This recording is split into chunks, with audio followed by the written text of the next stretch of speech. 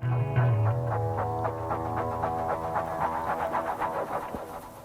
hey, mama said the way you move gonna make you sweat, gonna make you groove.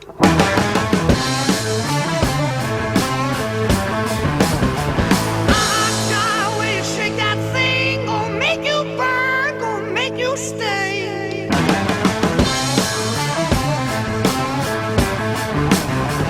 Hey, baby, when you walk that way, watch honey drip, can't keep away.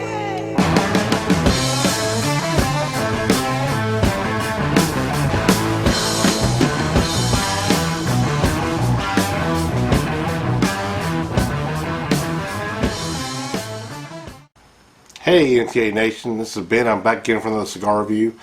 And by the hat I'm wearing, you probably can guess what I'm going to review this time. It's the new Headley Grange by the Crown Heads.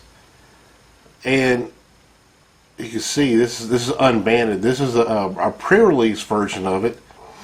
And what basically where this name came from for this cigar is Headley Grange was an old three-story house that was built in 1795 that was basically, it was a poorhouse, an orphanage workhouse is what it was for. And it was stated to be an orphanage and a poor workhouse until probably, I think it was the mid to late 1800s it was bought and turned into a private residence. But what made it famous was a lot of really famous bands used it as a rehearsal and a recording studio, like Led Zeppelin, Fleetwood Mac, Bad Company, I think Genesis was one of them. But basically the most famous one was Led Zeppelin. They recorded Led Zeppelin 3, 4, Physical Graffiti, and House of the Holy. That was all recorded there. And as a matter of fact, Black Dog on 4, that song, the name of that song actually came from Headley Grange, and that's because there was a black Labrador that kind of hung around basically in the lawn and areas of the garden and all that stuff for the house, and Jimmy Page just happened to name his song Black Dog after the black retriever, so Labrador Retriever. Anyway, that's where this came from. Anyway, this is a new cigar that's coming out. It's a more full-bodied version, or a more full-bodied cigar than the Four Kicks. And this cigar, they're going to come in a 24-count box, a dress box. It's 2 rows of 12. I don't have the price yet, but let's see. It's an Ecuadorian Sumatra wrapper. Cool. I love Ecuadorian Sumatra. Nicaraguan binder filler, and it's 5.5 by 52. It's called the Estupendos. I guess I'm pronouncing that right. I'm not really sure. Maybe. Well, I tell you what. I'm also going to link the intro to this that John and Mike Conder, John Huber and Mike Conder made. Just I think it was like a couple days before I'm taping this now. So a little more information about it. But anyway, this is a pre-production sample. It's supposed to come out. I think it's spring of 2013 or something like that. So it's got a little ways to go. Or actually, this is going to be coming out. This one size will be coming out around IPC bar just after it. There will be new sizes coming out around the spring of 2013. So right now, this is the only size that will be available in. And anyway, you can see it. It's kind of got a slight box press to it. I don't know if you can pick it up really in the camera. But maybe if I roll it, you can kind of see it's not a real sharp box press, but it's there. If you can see it, you can see a little bit better that way. Anyway, it's a really gorgeous looking wrapper, very like silky looking wrapper. It's really beautiful. Nice kind of medium brown, just real nice wrapper. Estupendos? Shit, I don't know, I can't say it. Anyway, basically it's a Robusto Larga is what it is. Like it says, a 5.5 by 52. So, everybody knows I like Corona Gordis, but John and I were talking on the Four Kicks. He likes Corona Gordis like I do. But in the Four Kicks, the Robusto and the Sublime, for me and him, it just kind of seemed, it's like the sweet spot on that blend. So I'm kind of curious that, not really curious, but it's kind of surprised they came out with this bigger, the bigger ring gauges, since he likes smaller ring gauges like I do. But thinking back to our conversation about Four Kicks, this makes sense. So anyway, let's check this thing out.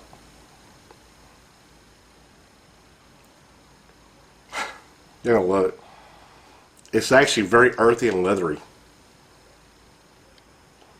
Actually, you're really gonna love this. It's got a barnyard smell on it. I know we say that a lot, but anyway, that's exactly what it smells like. Cow pasture, barnyard.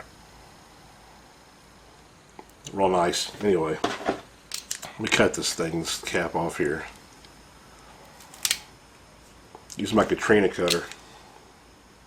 But the Katrina survived and never went back to Zycar. It still cuts great. So anyway.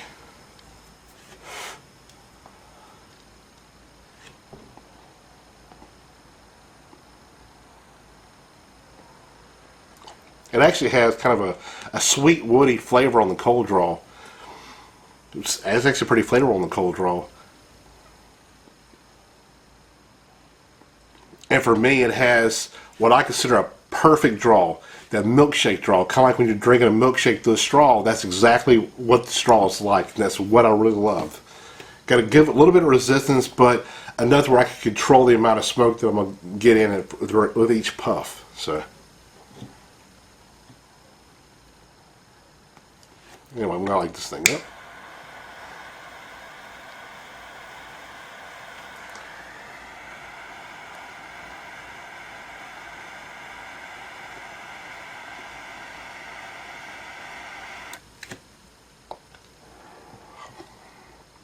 See, there's a ton of smoke comes off the cigar.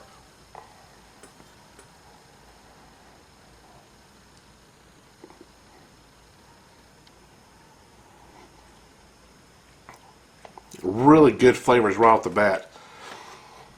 I'm getting that sweet woodiness too. There's a real nice hit of spice. It really tingles the tip of my tongue, but it really has a really long finish on the cigar. You actually feel the spice kind of roll across your palate. It's pretty interesting.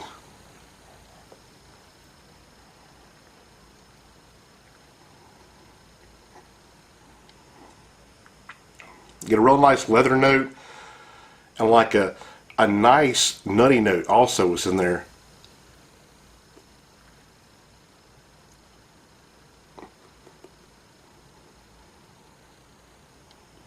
It's really nice. The sweetness, it's a nice accent to the rest of those flavors.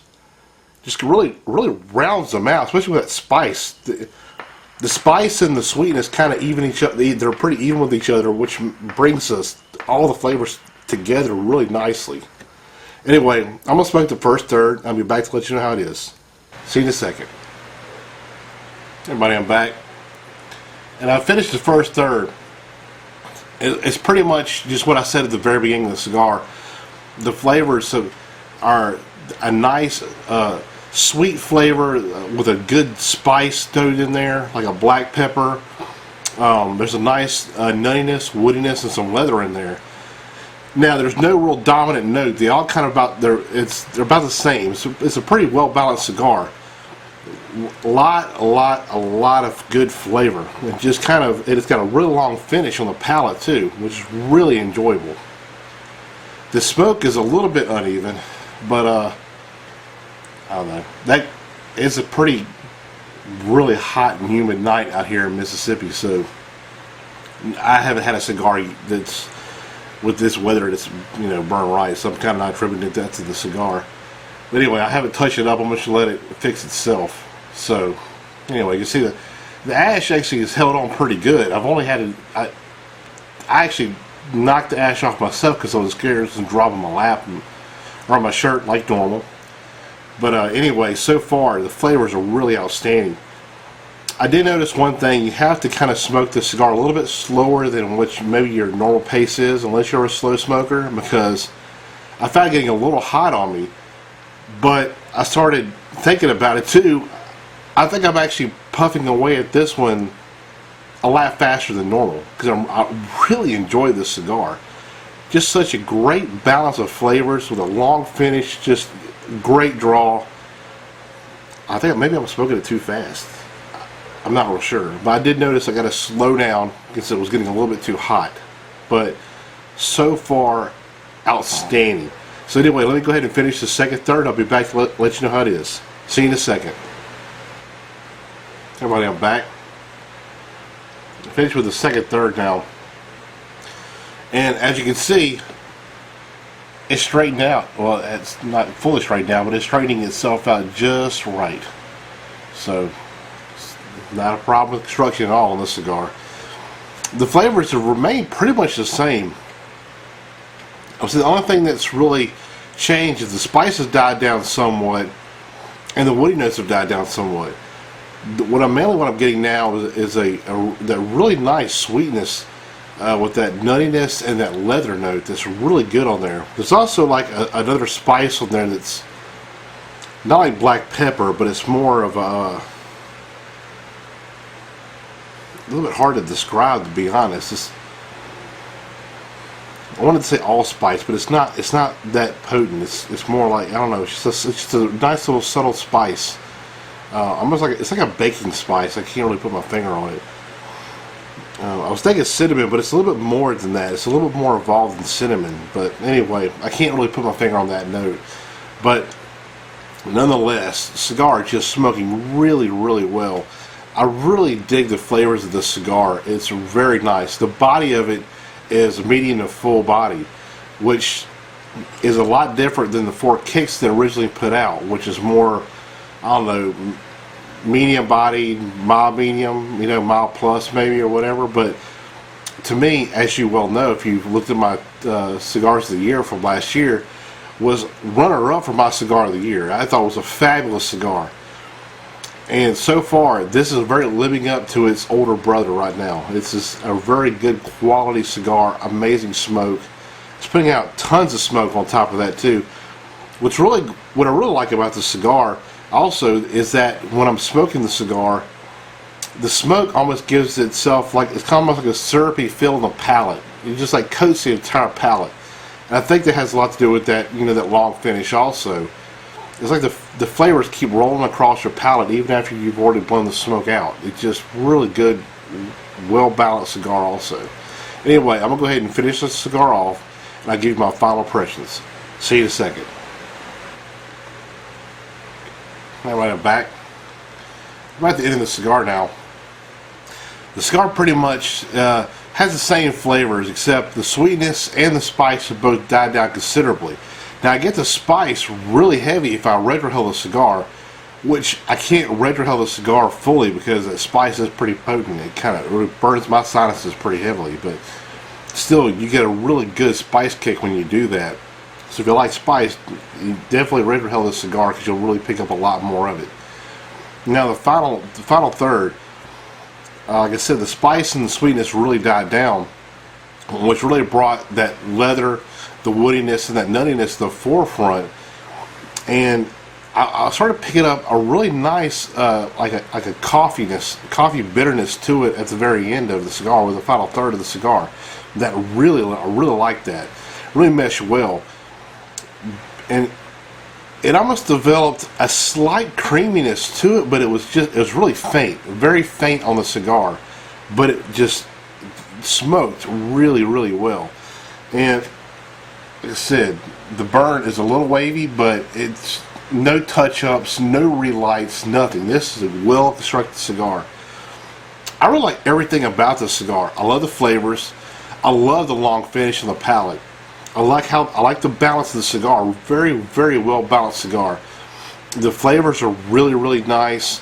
Nothing is really overpowering anything else. It's just a really balanced cigar. I really enjoy that. This cigar is definitely medium to full body, and I think pretty much it's approachable by pretty much anybody. Unless you're a super mild smoker, then this is definitely not for you. But I mean, considering it's like probably medium plus, the low end of the full spectrum. I think it's pretty approachable by everybody. I don't know what the price point is right now, but I can tell you this: I'm down for at least one box, probably two. For one, I think the ageability of the cigar is pretty good. I think it will age very well. So if one of those people that will buy a box and let them sit and age for a while, this is definitely one to pick up to do that with. I can do that. I've been known to do that a lot actually, but this is one cigar that I'm going to be smoking a lot of this year. I can already see that. I want to thank John and Mike for sending me a sample pack of this along with the hat. John knows I'm a hat whore, so there you go. But another really fine winning cigar from Crown Heads. Just amazing, amazing cigar. I'm probably going to turn into Crown Heads whore now, probably with all these accolades I tell about Crown Heads. But it's just a great cigar. I love the cigar. It's like I said, I love the flavors, the balance, the long finish, everything about it. It's just really, really good. And I've paired it with bourbon. It pairs great with bourbon. Pairs great with sweet tea, which we drink pretty much non-stop here in the South. Great with coffee. And I even had it after a nice steak dinner with a Cabernet, and it was matched well with that too. So, I mean, pretty fine cigar. Like I said, they should be out around IPCPR, so keep an eye out for your retailer. Go check out crownheads.com. Look at the list of retailers. Buckhead Cigar, the Cigar Shop in Biloxi, Mississippi, Havana Port in Covington, Louisiana, Burns Tobacco.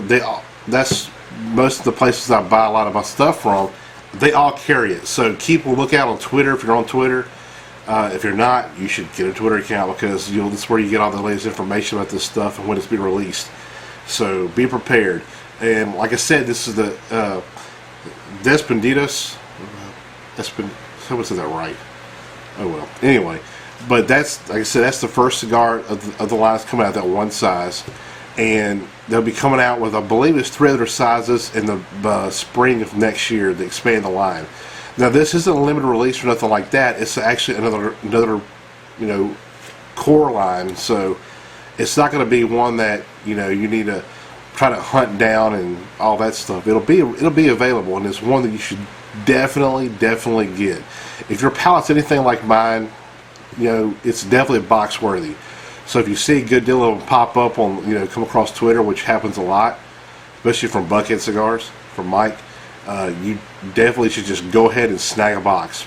Forget the 5-pack, just get the box. It's well worth it. 24 in a box and a nice dress box.